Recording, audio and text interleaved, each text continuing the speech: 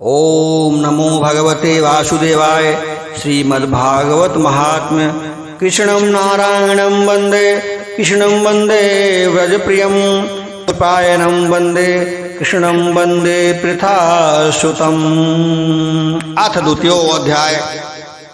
भक्ति का दुख दूर करने के लिए नारद जी का उद्योग। नारद जी ने कहा कि बाले, तुम व्यर्थ ही अपने को क्यों खेद में डाल रही हो?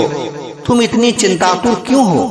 भगवान श्री कृष्ण के कमल चिन्हों का चिंतन करो, उनकी कृपा से सारा दुख दूर हो जाएगा।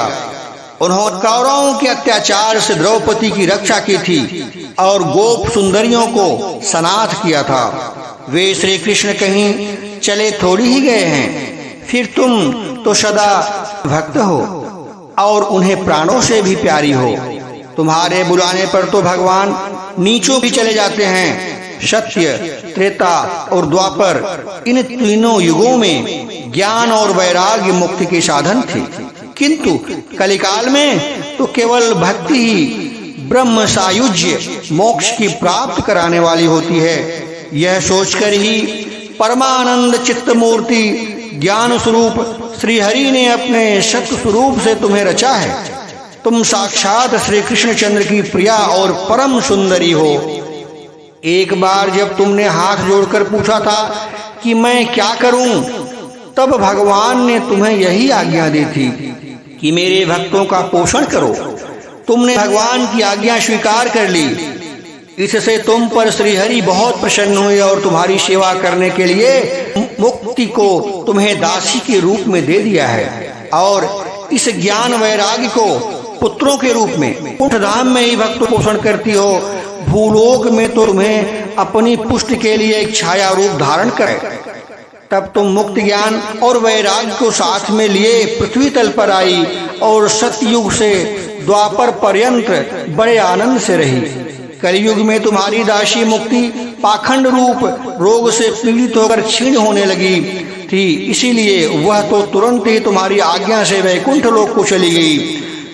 इस लोक में भी तुम्हारे स्मरण करने से ही वह आती है और फिर चली भी जाती है, किंतु इस ज्ञान वैराग्य को तुमने पुत्र मानकर अपने पास ही रख लिया है। फिर भी कलयुग में इसकी अपेक्षा होने के कारण तुम्हारे ये पुत्र उत्साहहीन और वृद्ध हो गए हैं। फिर भी तुम चिंता न करो, मैं इनके नवजीवन का उपाय सोचता हूँ।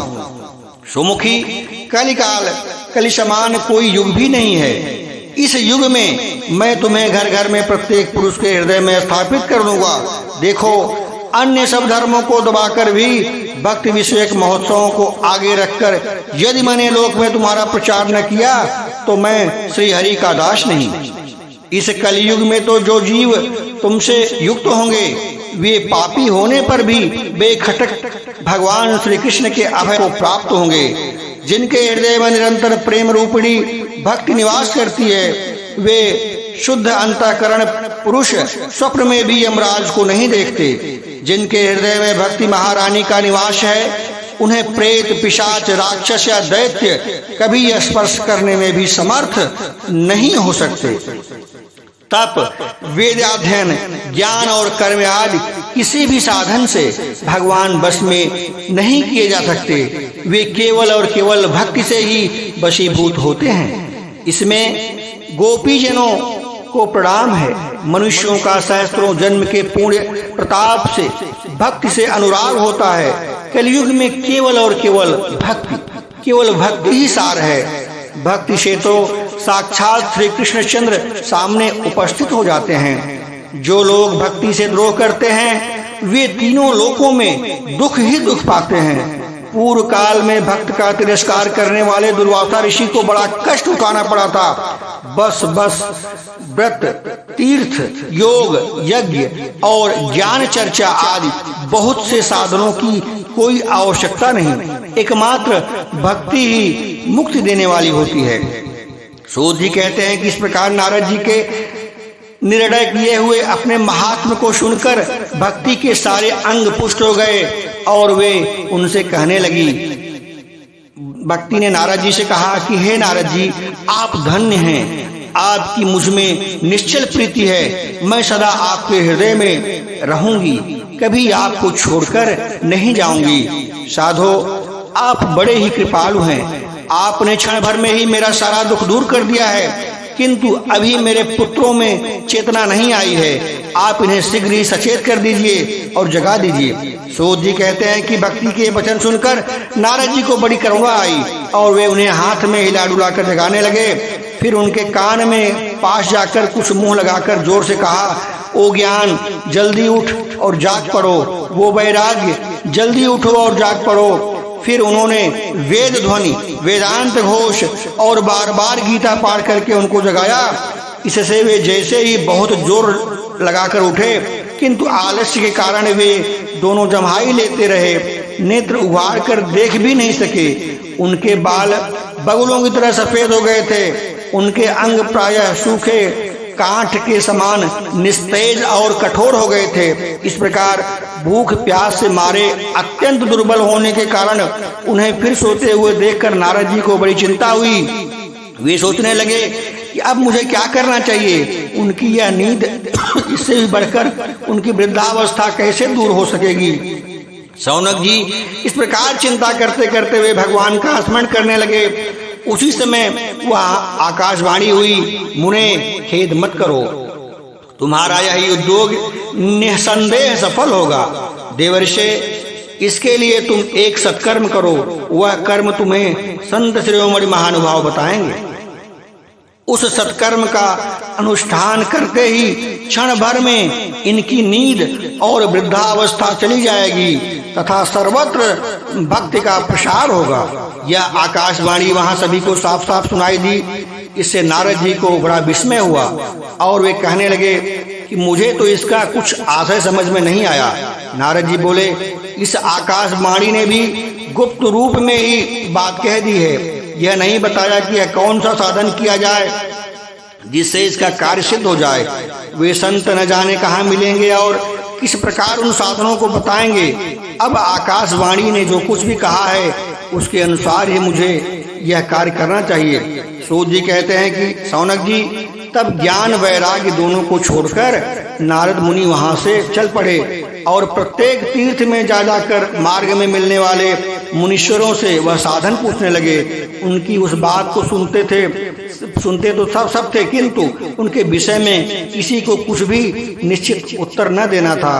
किसी ने उसे असाध्य बताया, कोई बोले इनका ठीक ठीक पता लगाना बहुत कठिन है, कोई सुनकर चुप रह गए और कोई तो अपनी अवज्ञा होने के भय से बात को टाल टूल कर वहां से खिसक गए। त्रिलोकी में महान आश्चर्यजनक हाहाकार मच गया। लोग आपस में कानाफूसी करने लगे। भाई, जब वेद ध्वनि, वेद घोष और बार बार गीता पाठ सुनाने पर भी भक्ति, ज्ञान और वैराग्य तीनों नहीं जाग पाए, तो अब तो कोई उपाय नहीं है। स्वयं योगीराज नारद भी इनका ज्ञान नहीं, उसे दूसरे संसारी लोग कैसे बता सकते हैं। इस प्रकार जिन जिन ऋषियों ने उनके विषय में पूछा, उन्होंने निर्णय करके यही कहा कि यह बात दुस्साध्य है। तब नारद जी बहुत चिंतातुर हुए और बदरी वन में आए। ज्ञान वैराग्य को जगाने के लिए वहां उन्होंने यह निश्चय किया कि मैं तप करूंगा। उसी समय उन्हें अपने सामने करोड़ों सूर्यों के समान तेजस्वी सनकादि मुनीश्वर दिखाई दिए। उन्हें देखकर वे मुनिश्रेष्ठ कहने लगे। नारद जी ने कहा, महात्माओं, इस समय बड़े भाग्य से मेरा आप लोगों के साथ समागम हुआ है। आप मुझ पर कृपा करके शीघ्र ये साधन बताइए। आप सभी लोग बड़े योगी, बुद्धिमान और विद्वान हैं। आप देखने में 5-5 वर्ष के बालक से जान पड़ते हैं, किंतु हैं पूर्वजों के भी पूर्वज। आप लोग सदा वैकुंठ में निवास करते हैं, निरंतर हरि कीर्तन में तत्पर रहते हैं, भागवत लीला मृत का रसास्वादन तथा सदा उसी में उन्मत्त रहते हैं और एकमात्र भागवत कथा ही आपके जीवन का आधार है। हरि शरणम, भगवान ही हमारे रक्षक हैं। यह वाक्य मंत्र सर्वदा आपके मुख में रहता है। इसी से काल प्रेरित वृद्धावस्था भी आपको बाधा नहीं पहुंचाती। पूर्व काल में आपके भूभंग मात्र से भगवान विष्णु के द्वारपाल जय और विजय पृथ्वी पर गिर गए थे और फिर आपकी कृपा से वे पुनः वैकुंठ लोक पहुंच गए।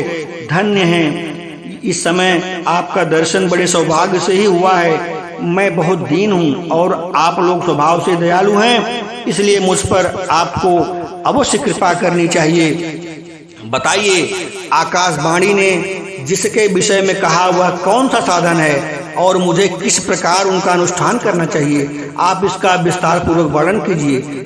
भक्ति, ज्ञान और वैराग्य को किस प्रकार सुख मिल सकता है और किस तरह उनकी प्रेम पूर्वक सब वर्णों में प्रतिष्ठा की जा सकती है? सनकादि ने कहा कि देवर्षि, आप चिंता न करें, मन में प्रसन्न हूँ। उसके उद्धार का एक सरल उपाय पहले से ही विद्यमान है। नारद जी, आप धन्य हैं, आप विरक्तों के शिरोमणि हैं, श्री कृष्ण दासों के शाश्वत पथ प्रदर्शक और भक्ति योग के भास्कर हैं। आप भक्त के लिए जो उद्योग कर रहे हैं यह आपके लिए कोई चिर की बात नहीं समझनी चाहिए। भगवान के भक्त के लिए तो भक्ति की सम्यक स्थापना ऋषियों ने संसार में अनेकों मार्ग प्रकट किए हैं, किंतु वे सभी कष्ट साध्य हैं और परिणाम में प्रायः स्वर्ग की प्राप्ति करने वाले हैं। अभी तक भगवान की प्राप्ति करने वाला मार्ग तो गुप्त ही रहा है। उनका उपदेश करने वाला पुरुष प्रायः भाग्य से ही मिलता है। आपको आकाशवाणी ने जिस सत्कर्म का संकेत दिया है उसे हम बतलाते हैं, आप प्रसन्न और उत्साहचित्त होकर के सुनिए। नारद जी, द्रव्य यज्ञ, तपो यज्ञ, योग यज्ञ और स्वाध्याय ज्ञान यज्ञ, ये सब तो स्वर्गादि की प्राप्ति करने वाले कर्म की ओर संकेत करते हैं। पंडितों ने ज्ञान यज्ञ को ही सत्कर्म, मुक्तिदायक कर्म का सूचक माना है। वह श्रीमद् भागवत का पारायण है, जिसका गान सुकादि महानुभावों ने किया है। उनके शब्द सुनते ही भक्ति, ज्ञान और वैराग्य का बड़ा बल मिलता है। इससे ज्ञान वैराग्य का कष्ट बढ़ जाता है और भक्ति को आनंद मिलेगा। सिंह की गर्जना सुनकर जैसे भेड़िए भाग जाते हैं, उसी प्रकार श्रीमद् भगवत की ध्वनि से कलयुग के सारे दोष अपने आप नष्ट हो जाते हैं। तब प्रेम रस प्रवाहित करने वाली भक्ति, ज्ञान और वैराग्य को साथ लेकर प्रत्येक घर और व्यक्ति के हृदय में क्रीड़ा करेगी। नारद जी ने कहा कि मैंने वेद वेदांत की ध्वनि और गीता पाठ करके उन्हें बहुत जगाया, किंतु फिर भी भक्ति, ज्ञान और वैराग्य ये तीनों नहीं जागे। ऐसी स्थिति में श्रीमद् भागवत सुनाने से वे कैसे जागेंगे? क्योंकि उस कथा के प्रत्येक श्लोक और प्रत्येक पद में भी वेदों का ही तो सारांश है। आप लोग शरणागत वत्सल हैं, आप उनका वर्णन, उनका दर्शन कभी व्यर्थ नहीं होता, इसलिए मेरा यह संदेह दूर कर दीजिए, इस कार्य में विलंब न कीजिए। सनकादि ने कहा कि श्रीमद् भागवत की कथा वेद और उपनिषदों के सार से बनी है, इसीलिए इसमें अलग उनकी फल रूपा होने के कारण बड़ी उत्तम जान पड़ती है। इस प्रकार रस वृक्ष की जड़ से लेकर के शाखा ग्रस पर्यंत रहता है, किंतु इस स्थिति में उसका आस्वादन नहीं किया जा सकता। वही जब अलग होकर फल के रूप में आता है, तब संसार में सभी को प्रिय लगने लगता है। दूध में घी रहता है, किंतु उस समय उसका कोई पता भी नहीं चलता और अलग स्वाद भी नहीं मिलता। वही जब उससे अलग हो जाता है, तब देवताओं के लिए स्वादवर्धक हो जाता है। खांड ईख के ओर छोर और बीच में ही व्याप्त रहता है, तथापि अलग होने पर उसकी कुछ और मिठास होती है। ऐसी ही यह भागवत की कथा है। यह भागवत पुराण वेदों के समान है। श्री वेद व्यास जी देव जी ने इसे भक्ति, ज्ञान और वैराग्य की स्थापना के लिए स्थापित किया है। पूर्व काल में जिस समय वेद वेदांत के परगामी और गीता की रचना करने वाले भगवान व्यास देव खिन्न होकर अज्ञान समुद्र में गोते खा रहे थे, उस समय अपने ही उन्हें 4 श्लोकों में इसका उपदेश किया था। उसे सुनते ही उनकी सारी चिंता दूर हो गई थी और फिर इससे उनको आश्चर्य क्यों हो रहा है? आप इसमें प्रश्न क्यों कर रहे हैं? आपको उन्हें शोक और दुख विनाश करने वाला श्रीमद् भगवत पुराण ही सुनाना चाहिए। नारद जी ने कहा कि महानुभाव, आपका दर्शन जीव के संपूर्ण पापों को तत्काल नष्ट कर देता है और जो संसार दुख स्वरूप दावानल में तपे हुए हैं उन पर शीघ्र ही शांति वर्षा करता है। आप निरंतर से जी के सहस्त्र मुखों से गाए हुए भागवत कथामृत का ही पान करते रहते हैं। मैं प्रेम लक्षण भक्ति का प्रकाश करने के उपदेश से आपकी शरण लेता हूँ। जब अनेकों जन्म के संचित पूर्ण पुंज का उदय होने से मनुष्य को सत्संग मिलता है, तब वह उनके अज्ञान जनित मोह और मदरूप अंधकार का नाश करके विवेक उदय होता है। इति श्री पद्म पुराणे उत्तरखंडे श्रीमद्भागवत महात्म्ये कुमार नारद संवादो नाम द्वितीयोऽध्याय संपूर्णम्। गोविंद बिहारी लाल की जय।